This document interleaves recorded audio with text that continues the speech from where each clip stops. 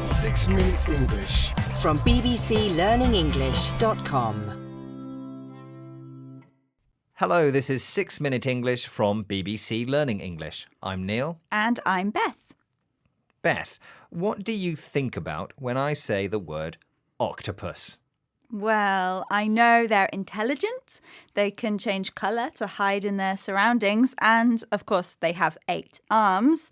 But I have to admit, I also think about how they taste. Delicious. Yeah, I think that too, as do plenty of other people. Octopus is most commonly eaten in South Korea, Spain, Portugal, and Japan, where they can't get enough of that umami flavour. Umami is one of the 5 basic tastes and is a savoury flavour.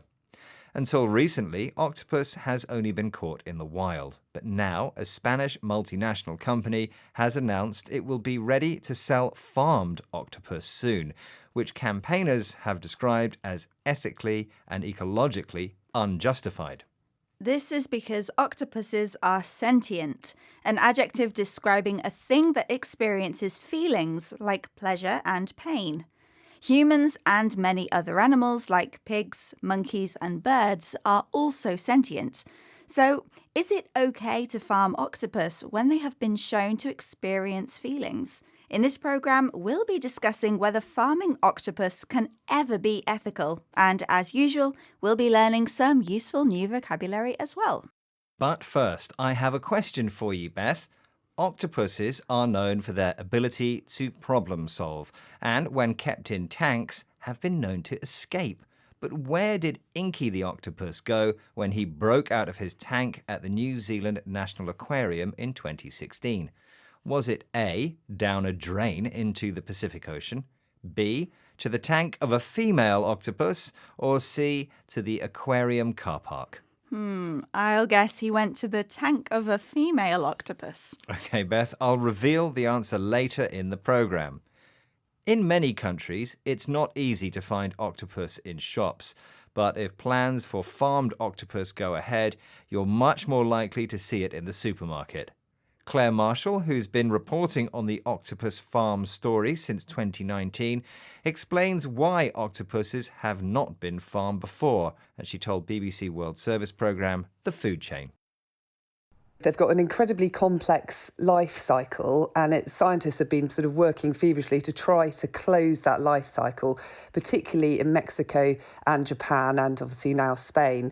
They need live food, the larvae, and also octopuses are incredibly solitary, and it just makes it really hard to manage to basically keep them in captivity at a commercial scale.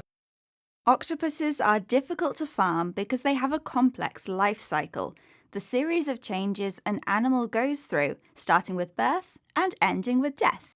Unlike traditional farmed animals like chickens and pigs, who are social animals and can be kept together, octopuses are solitary, meaning they like to live alone. This makes keeping them in captivity very difficult because of space. If an animal lives in captivity, it's kept somewhere and not allowed to leave, even if it wants to, like in a zoo. But it's not only space that is a problem when it comes to farming octopus. It's their capacity to feel emotions as well. Scientific researcher Dr. Heather Browning has been studying the sentience of octopuses for a British government-commissioned report. She shared the report findings with Ruth Alexander, presenter of BBC Radio 4 programme The Food Chain. So we wanted to look at whether they had specific kinds of nerve connections, whether they had specific kinds of brains, and whether they were capable of performing certain kinds of trade-off behaviours or pain-related behaviours, learning behaviours that we thought would correlate with the probability of sentience. And what we found for octopuses in particular is they seemed to meet many of the criteria that we'd laid out. The scientists found that octopuses do experience feelings because they show typical characteristics of sentient creatures, such as trade-off behaviour. Trade-off means giving up one thing in return for another, such as giving up shelter for food. So it looks like the debate about whether it's okay to farm and eat octopuses will continue. Okay, Beth, I think it's time I revealed the answer to my question. I asked you where Inky the octopus went when he escaped his tank at the New Zealand National Aquarium. And I said it was to the tank of a female octopus. Well, that was the wrong answer, I'm afraid. In fact, Inky the octopus was trying to reach the tank of a female, but he found a drain instead, which led straight to the Pacific Ocean.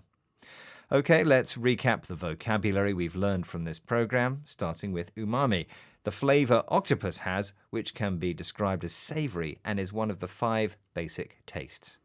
If something is sentient, it experiences feelings such as joy and pain. Life cycle is the series of changes something goes through from birth to death. If something is solitary, it likes to live alone. In captivity means an animal is kept somewhere and is not allowed to leave. And finally, trade-off means to exchange one thing for another. Once again, our 6 minutes are up. Join us again soon for more useful vocabulary here at 6 Minute English. Goodbye for now. Goodbye. 6 Minute English. From bbclearningenglish.com.